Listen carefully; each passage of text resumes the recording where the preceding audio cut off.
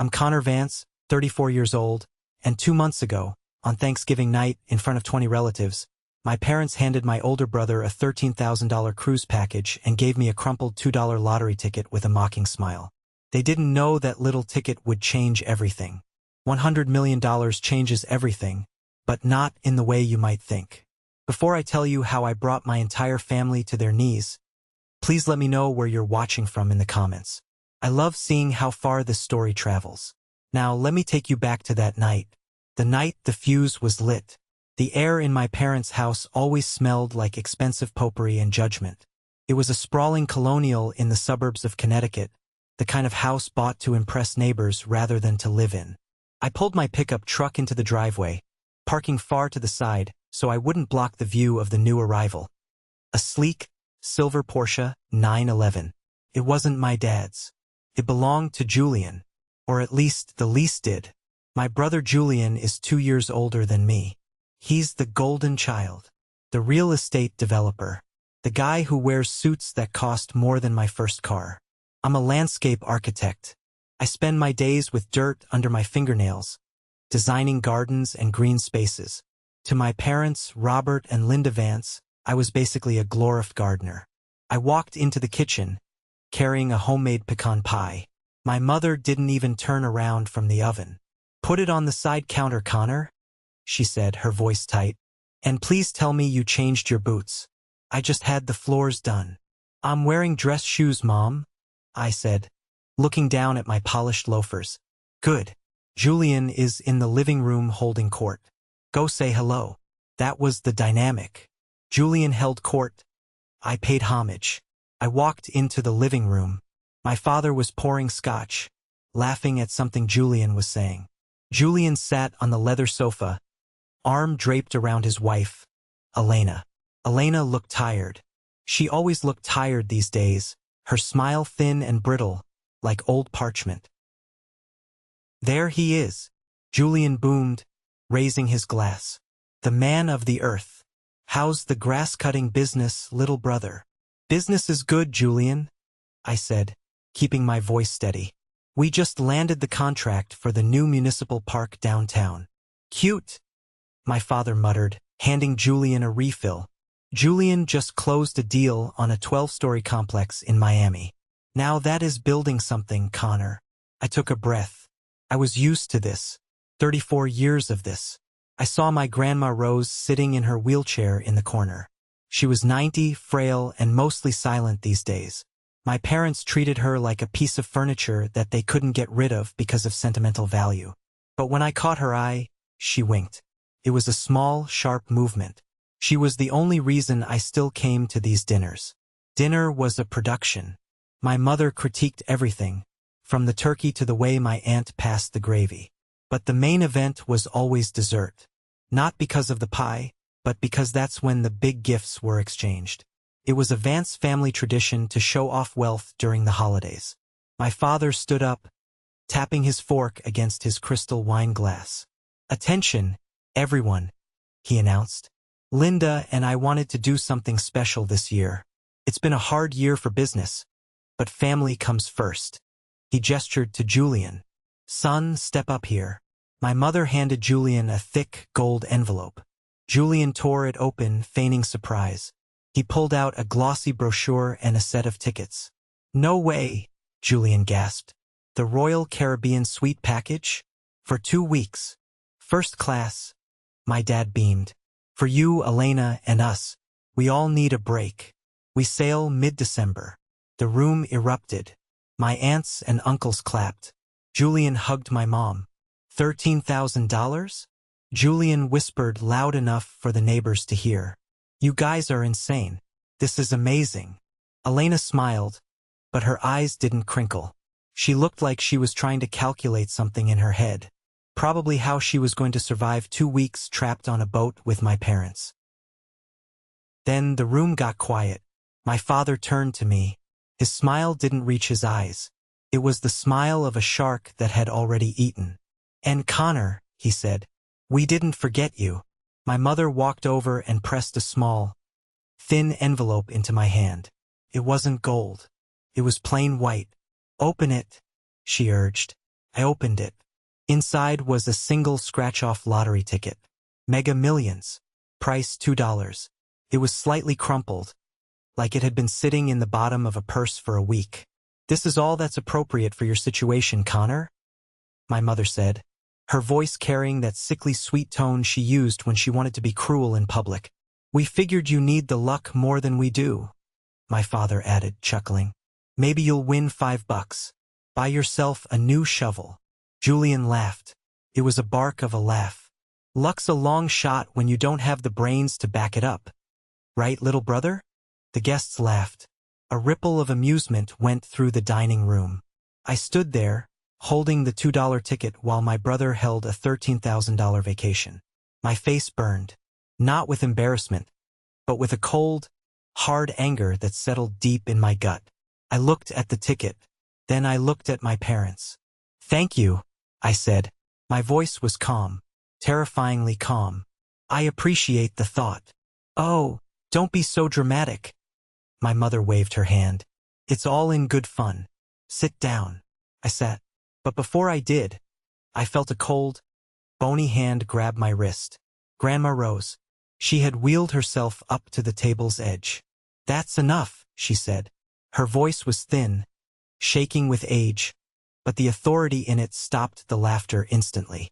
"You cannot treat him this way. Not in front of everyone." "Mother, please," my dad snapped. "You're confusing things again. It's a joke. Connor knows it's a joke." "I am not confused, Gerald," Grandma Rose said. She looked at me. Her eyes were watery, blue, and incredibly sharp. "They don't see you, Connor. They never have." My mother was already moving. "Okay, that's it. Grandma is tired. Too much excitement. Come on, Mother. Let's get you to the guest room." "I am not tired," Grandma protested, but my mother was stronger. She gripped the handles of the wheelchair and began to turn it. As she was being wheeled away, Grandma Rose twisted her body, fighting the momentum. She looked right at me. She mouthed words I couldn't hear over the scraping of chairs. I leaned in. She locked eyes with me and whispered, loud enough for only me to hear, "Call Thomas Smith this week. The blue folder." "What?" I asked, confused. Thomas Smith was the family attorney, but he had retired years ago, or so I thought. "Don't let them take the house," she hissed. Then my mother pushed her through the doorway and she was gone. I sat there, the crumpled lottery ticket in my fist. The dinner conversation resumed around me. Julian was bragging about the amenities on the ship. My father was talking about interest rates. Nobody looked at me. I was invisible again. But my grandmother's words were ringing in my ears like a fire alarm. "Call Thomas Smith. Don't let them take the house." Grandma Rose's house was the only place I had ever felt safe as a kid. It was a beautiful old Victorian on the edge of town with a massive garden that I had helped her tend since I was 5.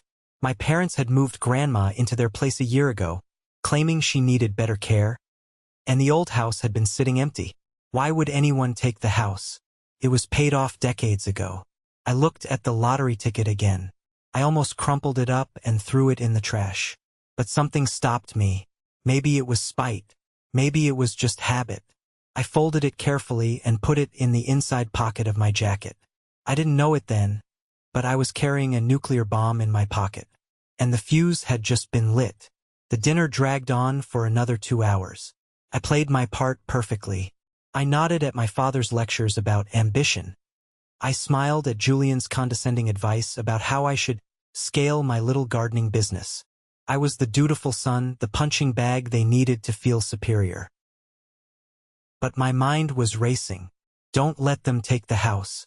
By 10 p.m., most of the guests had left. Julian and Elena were staying over in the main guest suite. My parents were at the door saying goodbye to Uncle Bob. I told them I was going to use the restroom, but I didn't.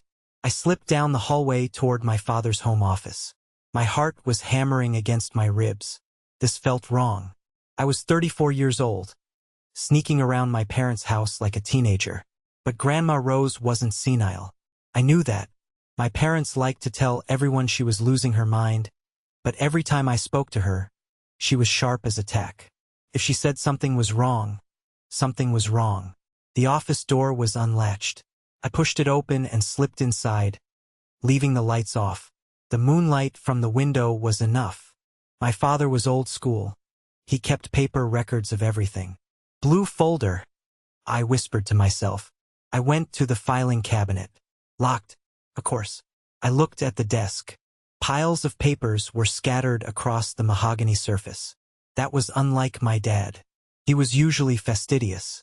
I turned on the flashlight on my phone, keeping the beam low. Bills. Overdue notices.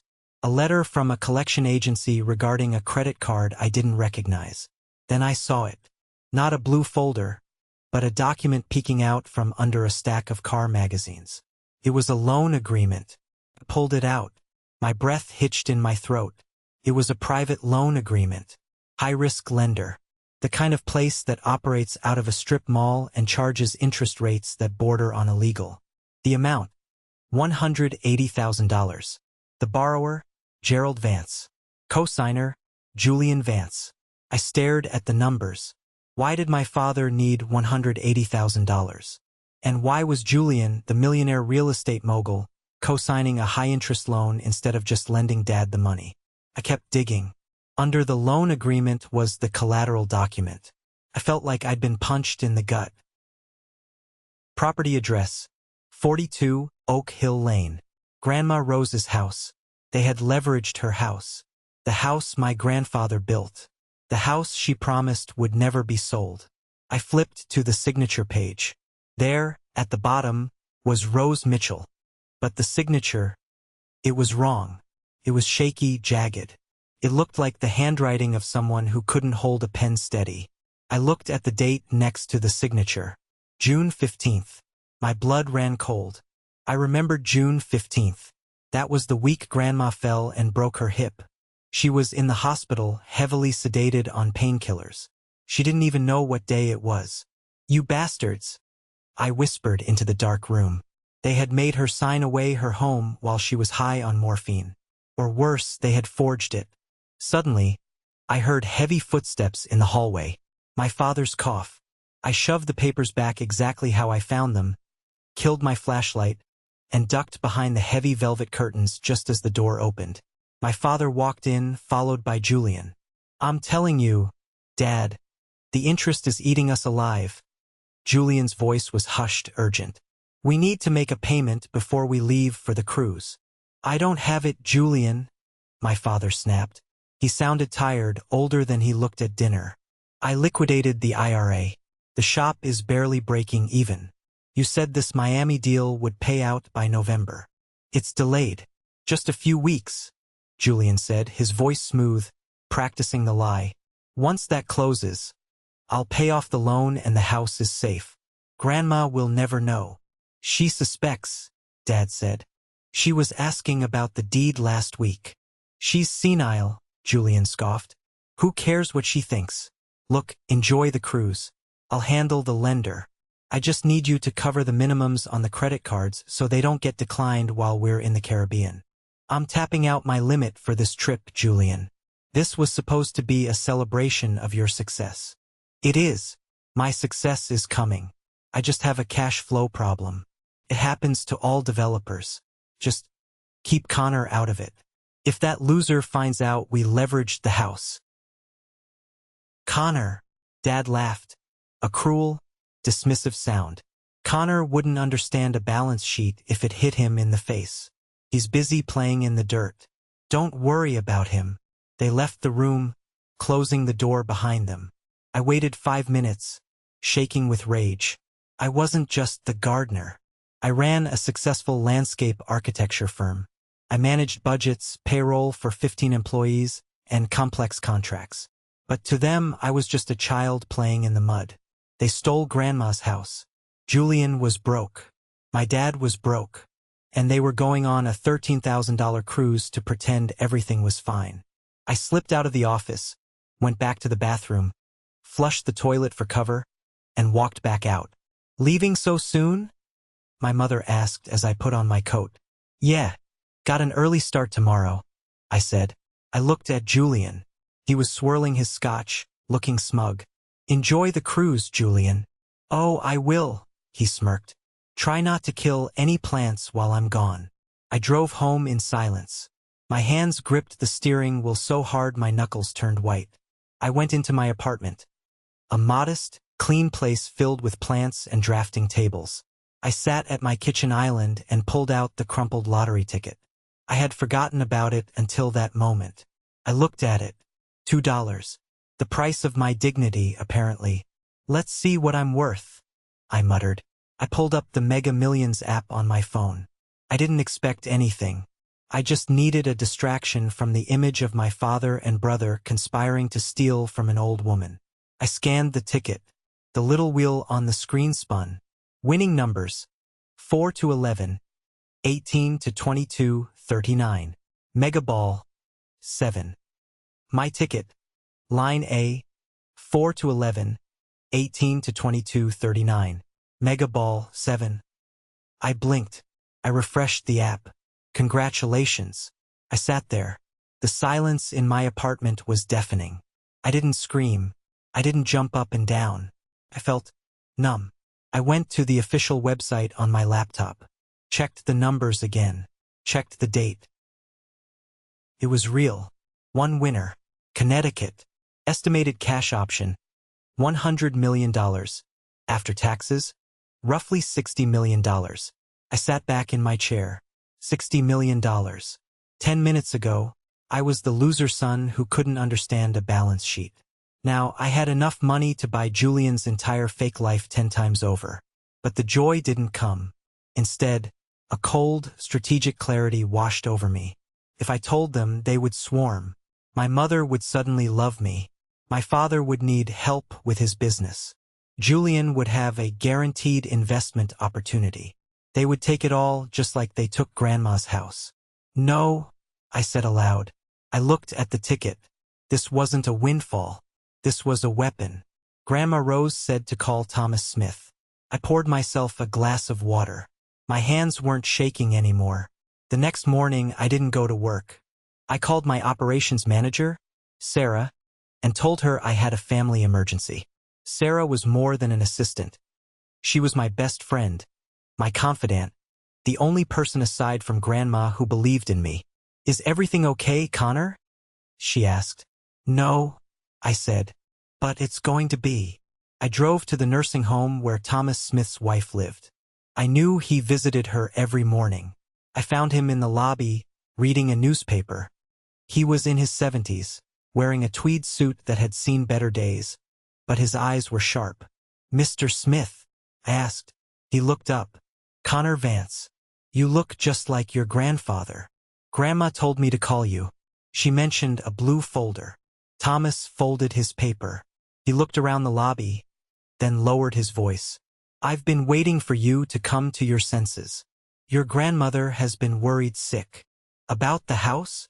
About everything. Come with me.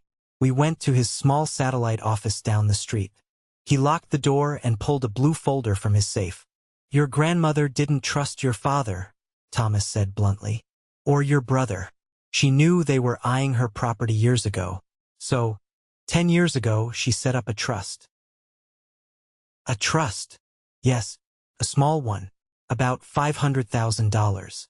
It was money your grandfather hid away. She wanted you to have it when you turned 35. But given the circumstances, they mortgaged the house, Thomas. I saw the papers. Thomas sighed, rubbing his temples. I suspected. That deed transfer. If she was medicated, it's contestable. But fighting it takes money, Connor. Lawyers, court fees. Your father and brother will drag it out. Do you have the resources for a war? I reached into my jacket pocket and pulled out the crumpled lottery ticket. I placed it on his mahogany desk. Thomas, I said, I don't just have resources. I have nuclear codes. Thomas picked up the ticket. He looked at the numbers. He looked at me. His eyes widened behind his glasses. Is this? Verified. 100 million. Thomas Smith, a man who had practiced law for 50 years, sat back in his chair and let out a long, low whistle. Well then, he smiled, a wolfish grin appearing on his face. It seems the tables have turned. What do you want to do, Connor? I want to save Grandma's house, I said. And I want to make sure they can never hurt her again. We can do that, Thomas said. But first, we need to secure this ticket. An LLC. Anonymous claim.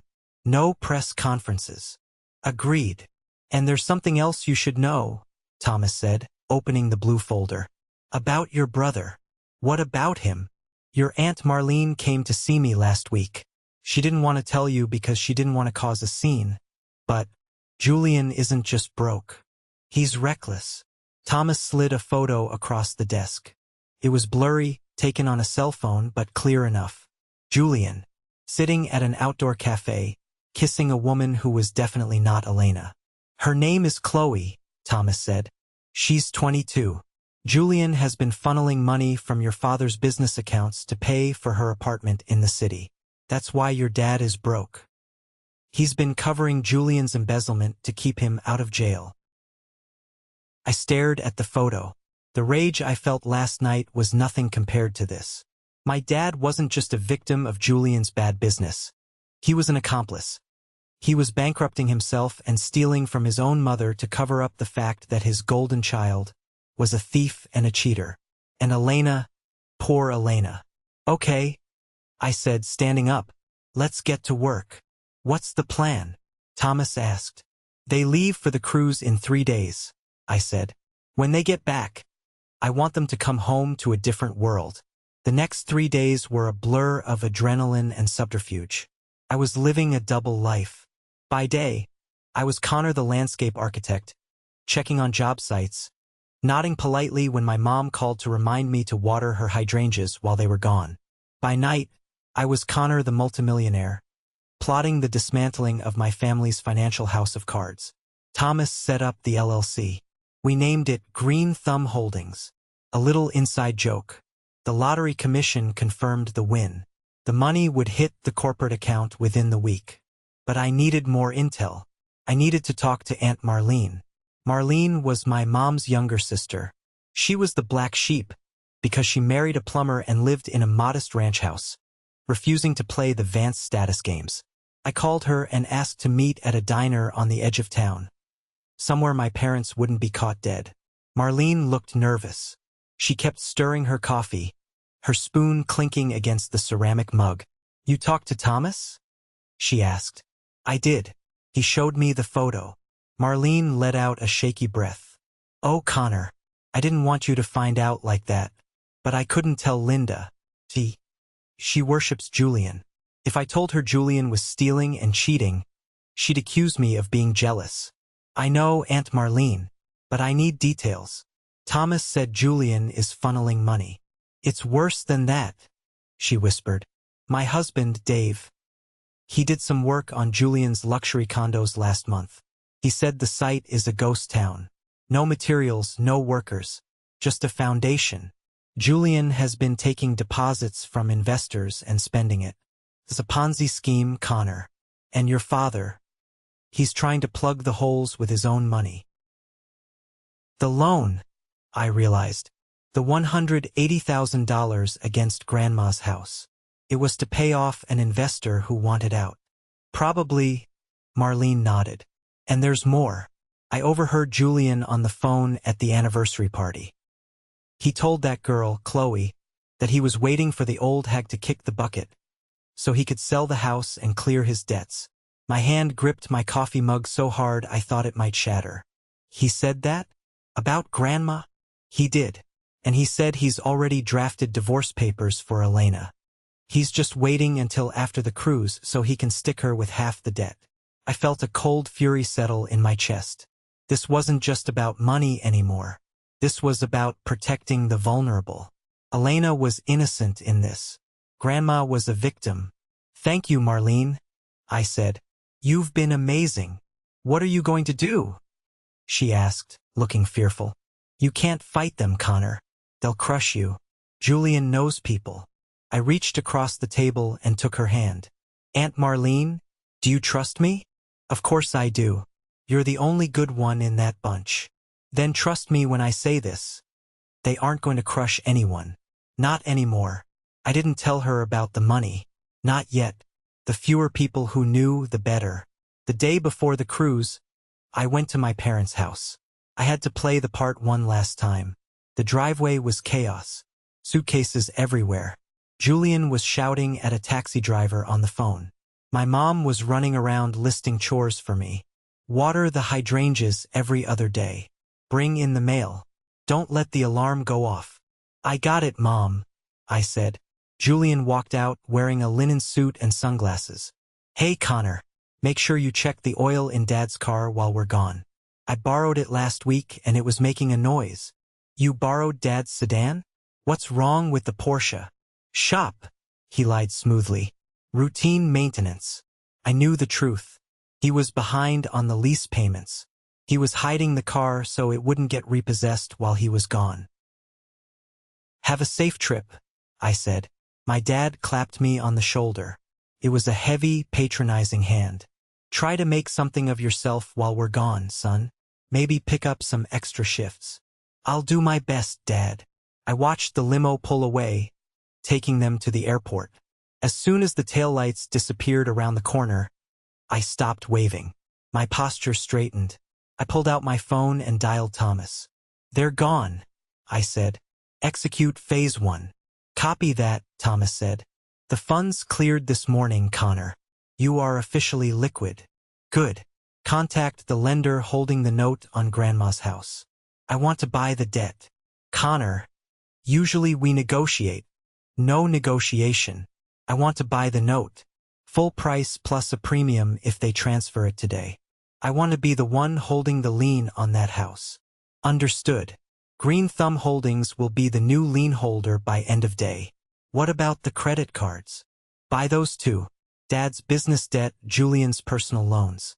Anything that is in default or close to it. I want to own every cent they owe. You realize this is going to cost you about $400,000 up front? Do it. I hung up and walked to my truck. I didn't go home. I drove straight to the nursing home.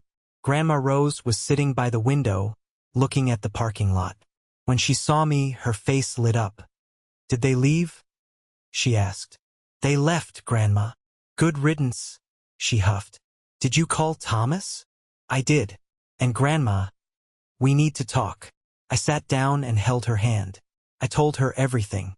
Not about the lottery, not yet, but about the fact that I knew about the house, the loan, and Julian's scheme. I knew it, she whispered, tears forming in her eyes. I tried to tell your father.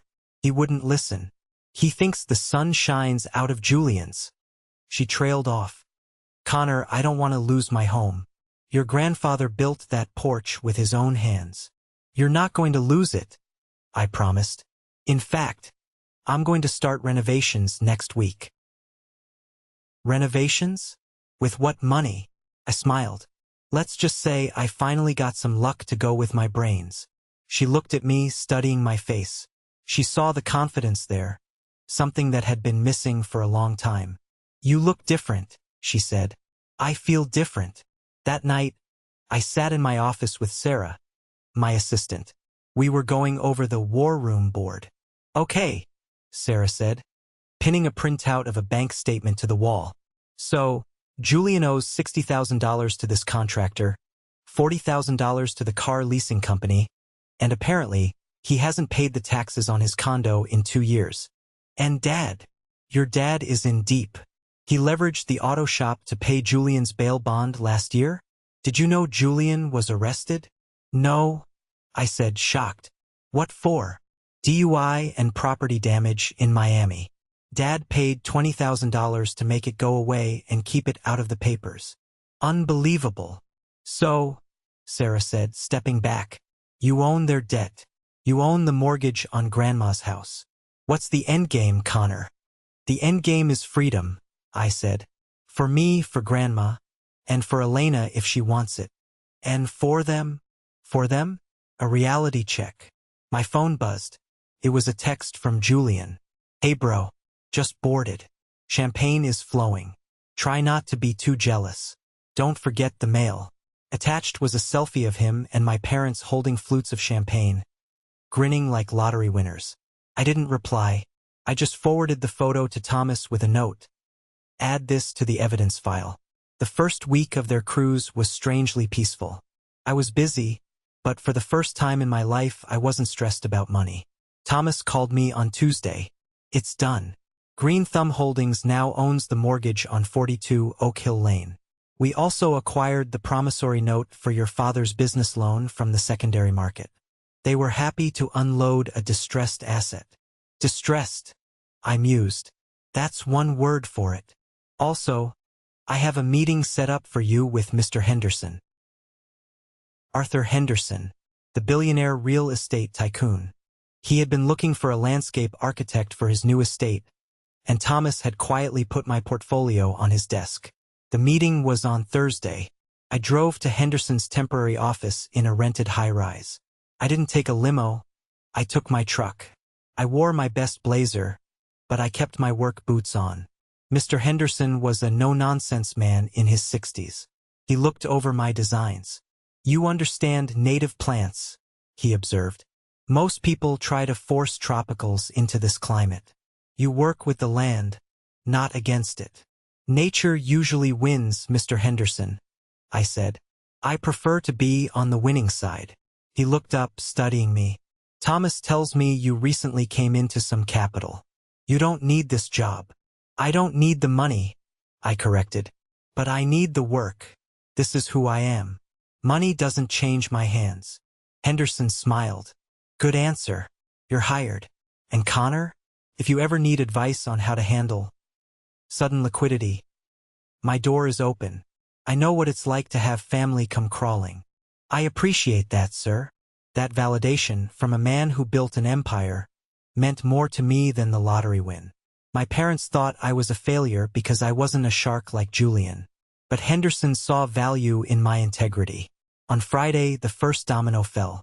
I was at Grandma's house, meeting with a contractor to discuss fixing the roof and making the bathroom ADA accessible.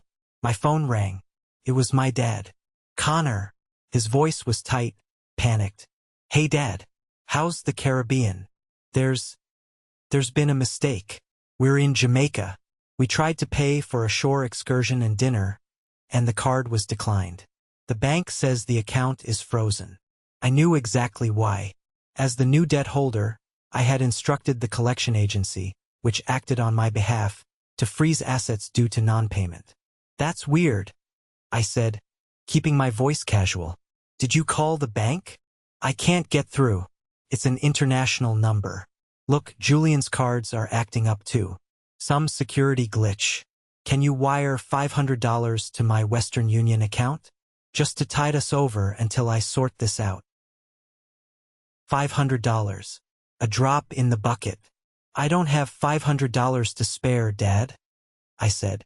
Rent is due next week. You know how it is. Connor, this is an emergency. We're stuck at the port. Ask Julian, I suggested. He's the millionaire, right? Surely he has cash. Julian didn't bring cash. He hates carrying it. Connor, please, just put it on your credit card. I cut up my credit card, Dad, trying to be fiscally responsible. Like you always taught me. You useless. He started, then cut himself off. Fine, we'll figure it out. He hung up. I looked at the contractor. So, can we start on the ramp on Monday? Sure thing, Connor. I took a picture of the house. Just me, standing on the porch, holding a sledgehammer. I posted it to my Instagram story, the one I knew Julian checked obsessively to see if I was screwing up. Caption: Home renovation project starting soon. Restoring the legacy. I knew they would see it. I knew they would panic. Sure enough, within an hour, my phone started blowing up. Missed call. Mom, 3. Missed call. Julian, 5. Missed call. Dad, 2. Then the text from Aunt Marlene came through on the family group chat, which she had accidentally forgotten to leave. Marlene, did anyone hear? Someone in our town won the $100 million Mega Millions. Bought the ticket at the gas station on 4th Street. Isn't that where Linda bought the tickets? I smiled. Marlene was playing her part perfectly. The group chat exploded. Uncle Bob. No way. $100 million? Cousin Sarah. That's insane.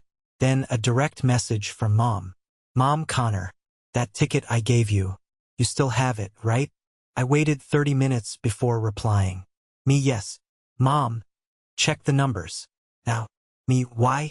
It was just a joke gift, right? Appropriate for my situation. Mom, Connor, check the numbers. Me, I'm busy working. I'll check later. By evening, I had 79 missed calls. The desperation was palpable. They were trapped on a ship, cards declined. Hearing rumors that the son they mocked might be a multimillionaire, and seeing him holding a sledgehammer at the house they had secretly mortgaged. It was psychological warfare, and I was winning. I sent one final message to the group chat. Me, everyone needs to be on a video call tomorrow at 8 p.m. Eastern Standard Time. I have important news about the house and the lottery. Family meeting. Mom will be there. Dad will find Wi-Fi. Julian, better be good news, bro. I went to bed early that night. I slept like a baby. Saturday, 8 p.m. I set up my laptop in my office. I had arranged the background carefully. Behind me was a whiteboard covered in architectural drawings. But more importantly, piles of legal documents were stacked neatly on the desk.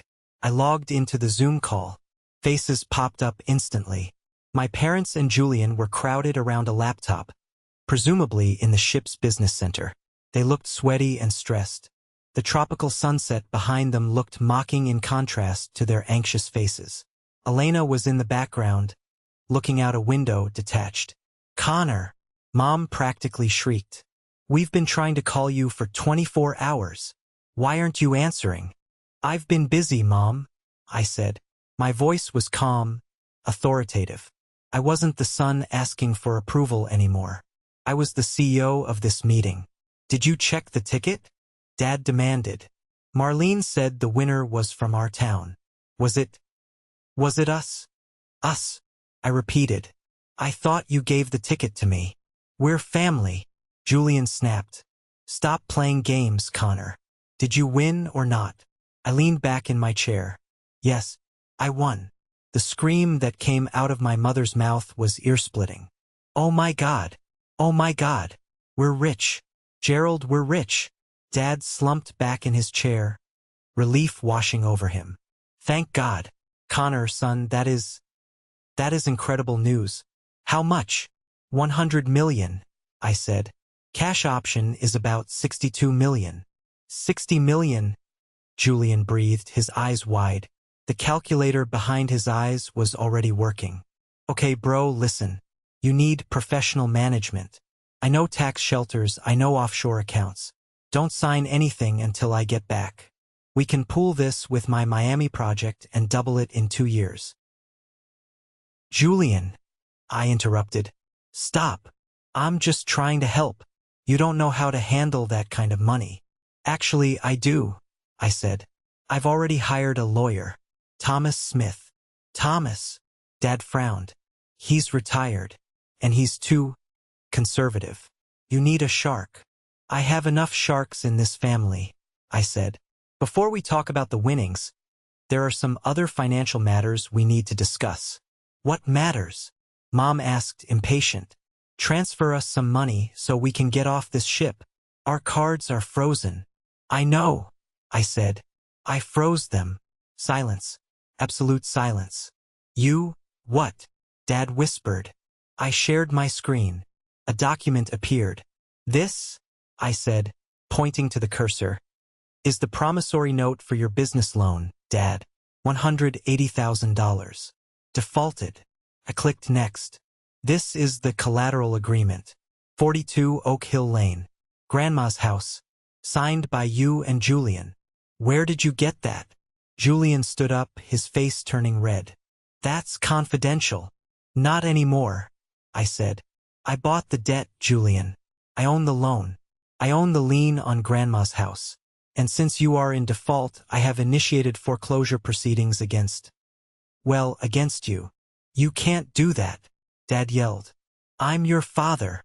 And she's your mother. I roared. The calm veneer cracked, letting the fury shine through. You stole from a 90-year-old woman. You mortgaged the roof over her head to fund Julian's fake lifestyle. It was an investment. Julian shouted. I was going to pay it back. With what? I clicked again. With the money you embezzled from Dad's shop? Or the money you stole from investors in the Miami project? I put up the bank statements Thomas had acquired. The transfers to Chloe expenses. What is that? Elena spoke up. It was the first time she had turned around. She walked closer to the camera. Julian, what is Chloe expenses? Julian turned pale. It's a consultant, Elena. Don't listen to him. Here's a picture of your consultant, I said, displaying the photo of Julian kissing Chloe. The sound Elena made was heartbreaking. It was a gasp that turned into a sob. She looked at Julian, then slapped him. Hard. The sound echoed through the microphone. You bastard, she screamed. You told me we were broke because of the market. You told me we couldn't afford kids. Elena. Baby, wait. Don't touch me. My mother was sobbing now. Connor, please stop. Why are you doing this? You have $60 million. You can fix this. Just pay the debt and let's be a family again. Fix it. I looked at her. Really looked at her. Mom. You handed me a $2 ticket and told me that was all I was worth. You laughed at me. You let them mock me. It was a joke. No, it wasn't. It was the truth. It was how you really see me. Well, here is the truth, Mom. Family doesn't steal from 90-year-old women. Family doesn't cheat on their wives while living off their parents' retirement. I'm sorry, she wailed. We're sorry. You're not sorry you did it, I said cold. You're sorry you got caught. And you're sorry the gardener is the one holding the checkbook. So what happens now? Dad asked, his voice defeated. Here is the deal, I said. I have paid off the lien. The house is going into a trust for Grandma. You will never touch it again. Julian, I'm forwarding these documents to the state attorney general. You're going to face fraud charges. You're sending your brother to jail? Mom gasped. He sent himself to jail when he stole from investors. I'm just forwarding the mail. And Elena, I said, my voice softening, I've set aside a legal fund for you. If you want a divorce, the best lawyers in the state are paid for. I want it, Elena said, wiping her eyes. She glared at Julian. I'm done. Connor, please, Julian begged. I can't go to jail. I'm soft. I won't survive. You should have thought of that before you bet the house, I said. This is the moment that changed everything, I told them. This is when I take back control. I looked at the camera lens. Enjoy the rest of the cruise. You'll have to figure out how to pay the bill at the end. I'm not covering it. I ended the call. The screen went black. I sat there in the silence of my office. My heart was pounding, but my hands were steady. The next 48 hours were a masterclass in chaos. Julian tried to flee. When the ship docked in Miami, he tried to book a flight to the Cayman Islands. But the authorities were waiting. Turns out I wasn't the only one he had ripped off. 2 of his Miami investors had filed complaints weeks ago, and my evidence was the final nail in the coffin. He was arrested at customs. The footage of him being led away in handcuffs, wearing his linen cruise suit, made the local news. My parents came home a week later. They had to borrow money from Uncle Bob to pay their tab on the ship and fly coach home. I was waiting for them at Grandma's house. I had moved her back in 2 days prior. The ramp was finished. The garden was pruned. She was sitting on the porch, drinking tea. My dad's sedan pulled up. The Porsche had already been repossessed. My parents got out. They looked 10 years older. Defeated. Mom. Dad. I nodded. Can we see her? Dad asked, looking at the porch. You can say hello, I said, standing in the middle of the walkway. But you aren't going inside. And you aren't staying. This is my mother's house. Dad bristled, trying to summon some old authority. Actually, it belongs to the Rose Mitchell Trust now, I corrected. And I am the trustee. You have no legal right to be on this property without my permission. My mother looked at me with a mix of hatred and fear. You're enjoying this, aren't you? Humiliating us. I'm not enjoying it, Mom. I'm protecting her. I gestured to Grandma. You tried to take the only thing she had left. Grandma Rose stood up. She walked to the railing. She looked down at her son. Gerald, she said. Mama, I'm sorry. Dad started to cry. I was desperate. I was going to pay it back. You broke my heart, Gerald, she said softly. Not because you needed money, but because you thought I wouldn't give it to you if you just asked. You stole it, and you dragged that boy down with you. I don't know what to do, Dad wept. The shop is gone. The house. The bank is foreclosing on our house next week. I know, I said. I bought that debt too. Dad's head snapped up. Hope flickered in his eyes. You did? So we can stay. No, I said. I'm not evicting you immediately. I'm giving you 3 months, rent-free, to find a job, find an apartment, and start over. But the house is being sold to pay off your creditors. But you have millions, Mom screamed. You could buy us a mansion. I could, I agreed. But I won't, because if I fix this for you, you'll never learn. You'll just find another Julian to worship and another Connor to kick. You're a monster, she spat. No, Mom. I'm just the guy who knows the value of $1 and the value of a signature. I turned my back on them and walked up the steps to Grandma. I put my arm around her. Come on, Grandma. Let's go inside. It's getting chilly. We went inside and closed the heavy oak door. I watched through the peephole as my parents got back into their car and drove away. It didn't feel like victory. Felt like surgery. Painful, bloody, but necessary to cut out the rot so the healing could finally begin. It has been exactly 12 months since the day I watched my parents drive away from Grandma Rose's house. Their car loaded with the remnants of a life they could no longer afford. People often ask me if time heals all wounds. I tell them that time doesn't heal anything. It just gives you the space to build something new over the scar tissue. And that is exactly what I did. I built. Grandma's house, 42 Oak Hill Lane, is no longer just a house. It is a fortress of peace. I spent the first 6 months pouring money and sweat into that property. I didn't hire a fancy design firm. I did the landscape architecture myself. I wanted my grandmother to look out her window and see a world that loved her back. I designed a sensory garden specifically for her. I planted beds of lavender and rosemary right at wheelchair height, so she could brush her hands against them and smell the earth without bending down. I installed a koi pond with a gentle waterfall to drown out the noise of the street and the noise of the past. We call it the Rose Garden. Last Saturday was the official unveiling. It wasn't a private family affair. I opened it to the community. I wanted the neighbors, the ones who had whispered about the Vance family scandal, to see what we had created. The morning of the opening, I was in the kitchen making tea. The house smelled of lemon polish and fresh baking, a stark contrast to the scent of expensive, stale potpourri that used to choke the air in my parents' home. Grandma Rose wheeled herself in. She looked better than she had in years. The stress of losing her home had evaporated, replaced by the security of knowing she was safe. "You're wearing that tie," she commented, eyeing my silk tie. "It's a big day, Grandma. Mr. Henderson is coming." "Arthur Henderson?" She raised an eyebrow. "Make sure you charge him double. He can afford it." I laughed. "He's actually my biggest client now. We just closed on the Botanical Park project downtown. It's a multi-million-dollar contract." "See," she sipped her tea. "I told you, you didn't need the lottery. You just needed the weeds cleared out of your way so you could grow." That was the truth. The $100 million sat mostly untouched in a diversified portfolio managed by Thomas Smith's firm. I lived off the income from my landscape architecture business. The lottery money was a safety net, a war chest, but it wasn't my lifeblood.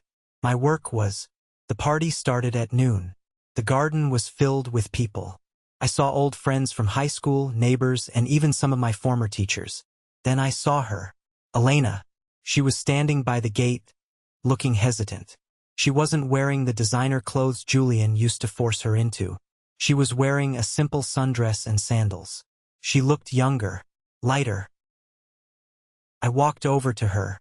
Elena, I didn't think you'd come. She offered a small, shy smile. I saw the invitation on Facebook. I wanted to see it. How are you? I'm good, she said, and for the first time in 10 years, I believed her. The divorce was finalized last week. I went back to my maiden name.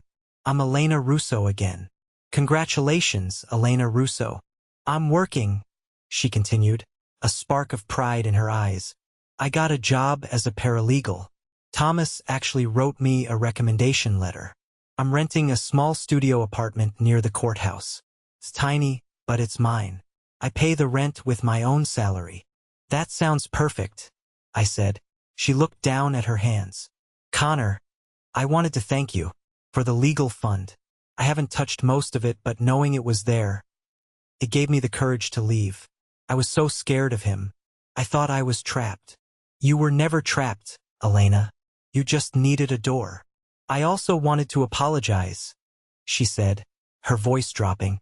For those years, I saw how they treated you. I saw the eye rolls, the comments about your job. I never joined in, but I never stopped it either. I was a coward. You were surviving, I said gently. Survival makes us do things we aren't proud of. But you're out now. She looked out at the garden, at Grandma Rose holding court with a group of ladies from her church. He wrote to me, you know, Julian. My muscles tightened. From prison. Yeah. He's awaiting sentencing for the fraud charges. He wanted me to sell my engagement ring to put money in his commissary account. She laughed. A dry, incredulous sound. Can you believe that? After everything. What did you do? I sold the ring, she said. I looked at her, surprised. And I donated the money to a women's shelter, she finished, grinning. I sent him the receipt. I threw my head back and laughed. Felt good. Felt clean. That is the best thing I've heard all year. Enjoy the party, Connor. You built something beautiful here. As she walked away, I felt a sense of closure. Elena was going to be okay. She was a survivor. Later that afternoon, Mr. Henderson arrived. He walked through the garden with the critical eye of a developer, nodding at the drainage systems and the plant choices. Impressive, Vance, he said. You know, I have a project coming up in Aspen. High altitude, difficult terrain. I need someone who understands the land. Interested? I'll send you a proposal on Monday, I said. Good man. He lowered his voice. I heard about your brother. 5 years. That's what the prosecutor is asking for. I nodded. Fraud, embezzlement, identity theft. It turns out the Miami project was just a swamp he bought for pennies and sold to investors as prime beachfront. And your parents? I looked toward the gate, half expecting them to show up and cause a scene, but the street was empty. They're existing, I said. I hadn't spoken to them in 6 months, but I knew where they were. Aunt Marlene kept me updated, though I never asked her to. They were living in a 2-bedroom apartment on the south side of town, a neighborhood they used to make fun of. Dad had found a job as a service manager at a used car dealership. It was a humiliating step down for a man who used to own his own shop, but it paid the bills. Mom was working the checkout counter at a grocery store. Marlene told me that the first time Mom had to scan groceries for one of her old country club friends, she had gone into the break room and cried for an hour, but she went back out. She had to. They had no safety net. No Julian to promise them millions. No Connor to fix the roof. They were finally living the reality they could afford. It's a hard lesson, Henderson said, watching my face. But necessary. Yeah. As the sun began to set, the guests started to leave. The golden hour light hit the stone path, making the garden look magical. I walked over to Grandma Rose. She was sitting by the koi pond, looking at her reflection in the water. Tired? I asked. A good tired, she said. Sit with me, Connor. I sat on the stone bench beside her wheelchair. I have something for you, she said. She reached into the pocket of her cardigan and pulled out a small velvet pouch. I opened it. Inside was a heavy gold signet ring. It was old, the crest worn down by time. Grandpa's ring, I whispered. I hadn't seen it in 20 years. I thought Dad lost this. He didn't lose it, Grandma said sharply. I stole it back from him the day he tried to pawn it to buy Julian his first car. I've kept it hidden in my sewing kit ever since. She took the ring and placed it in my palm. Your grandfather wore this every day. He built this house wearing this ring. He wasn't a man of words, Connor. He was a man of action. He believed that you take care of your own, but you never let your own eat you alive. I miss him, I said. He would be proud of you, she said. Not because of the money, but because you had the courage to cut the cord. It takes a strong man to support his family, Connor. It takes a stronger one to stop enabling them. She looked me right in the eye. I knew, you know. Knew what? About the lottery ticket. Before the video call. I stared at her. How? I didn't tell anyone but Thomas and Marlene. I saw it. She chuckled softly. That night, after everyone left the dinner table, I saw you put it in your pocket, but I saw your face first. You had that look. The look your grandfather used to get when he had a winning poker hand but didn't want to spook the other players. And then, when you started fixing the roof before the money was officially announced, I knew. Why didn't you say anything? Because I wanted to see what you would do, she said.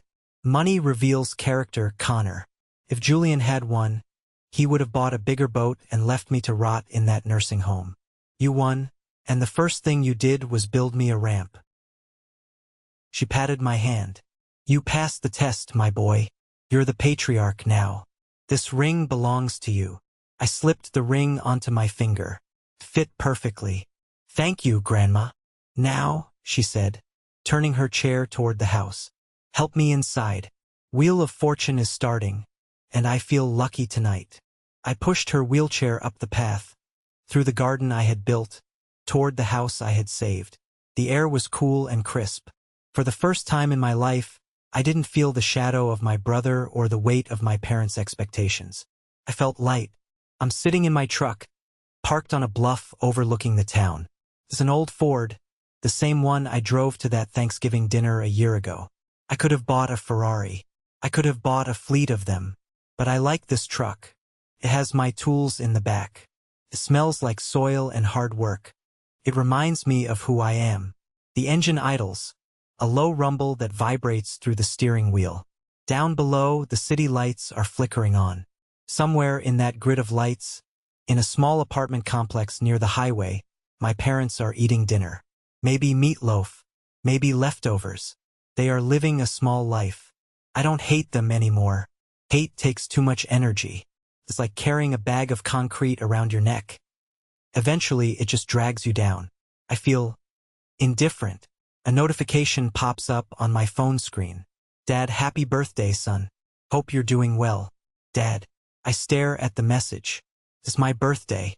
I had actually forgotten. 35 today. In the past, a text like that would have sent me spiraling. I would have analyzed it for hidden meaning. Does he want money? Is he trying to manipulate me? Does he actually care? Now, I just see it for what it is. A text message. I don't reply. I don't feel the need to. I don't owe them my time, my thoughts, or my forgiveness. Forgiveness is a gift, and right now I'm not in a giving mood. Maybe one day, maybe never, and that's okay. I put the phone down and look at the passenger seat. There's a blueprint there for the Aspen project. Beside it is a cooler with a slice of cake Grandma Rose made for me. I take a bite of the cake. It's chocolate, dense and rich, just the way I like it. People always ask me the same question when they hear this story. Did the money change you? They want to hear a dramatic answer. They want to hear that I bought an island or that I lost my soul. But the truth is simpler. The money didn't change me. The money unmasked everyone else. It acted like a chemical developer in a darkroom. It brought out the hidden images that were there all along. It showed my parents' greed. It showed Julian's corruption. It showed Elena's resilience. And it showed my own strength. I spent 34 years waiting for permission to be the man I wanted to be. I thought I needed my father's approval. I thought I needed to be as loud and flashy as Julian to be successful. I was wrong. Success isn't about the Porsche in the driveway. It's about the peace in the house. It's about knowing that if everything burned down tomorrow, you have the skills to build it back up with your own two hands. I put the truck in gear. I have a date tonight, not with a supermodel or a gold digger, but with Sarah. We're going to a hole-in-the-wall Italian place that makes the best lasagna in the state. She doesn't care about the millions. She was there when I was just the guy with the dirt under his fingernails. I drive down the hill, leaving the overlook behind. The road ahead is dark, but my headlights cut through it, bright and steady. I'm Connor Vance. I'm a landscape architect. I'm a grandson. And for the first time in my life, I am exactly where I'm supposed to be. Friends, if you've stayed with me through this entire journey, from that crumpled $2 ticket to this quiet moment in my truck, I want to leave you with one final thought. We spend so much of our lives accepting the price tags other people put on us. My parents priced me at $2. They priced my brother at $13,000. For years, I believed them. I walked around carrying that discount sticker on my forehead, thinking I was worth less because I didn't fit their mold of success. But here's the hard truth. Your value is not determined by how your family treats you. Blood makes you related. Loyalty makes you family. There is a difference. We are taught that we must honor our parents and support our siblings no matter what. But blind loyalty to toxic people isn't love, it's self-destruction. I had to learn that setting boundaries isn't an act of war. It's an act of self-respect. Taking back grandma's house wasn't revenge. It was justice. Cutting my parents off financially wasn't cruelty. It was the only way to stop them from drowning themselves and dragging me down with them. If you are the invisible one in your family, if you are the one they only call when they need something, I want you to hear this. You don't need a lottery win to break free. You have the power to walk away from the table where respect is no longer being served. You can build your own table. You can plant your own garden. Now, I have a request for you. This story was personal and it wasn't easy to share. But I shared it because I know I'm not the only one. I want to know what you took away from this. Please, go to the comments right now and tell me, what is the one lesson from my story that hit you the hardest? Or, simply comment the word good if you believe that standing up for yourself is the ultimate form of self-love. I will be reading every single comment. I want to see your names. I want to know who is in this community of survivors and builders. Thank you for listening. Thank you for seeing me. And remember, don't let anyone tell you you're a $2 ticket when you know you're the jackpot. See you in the comments.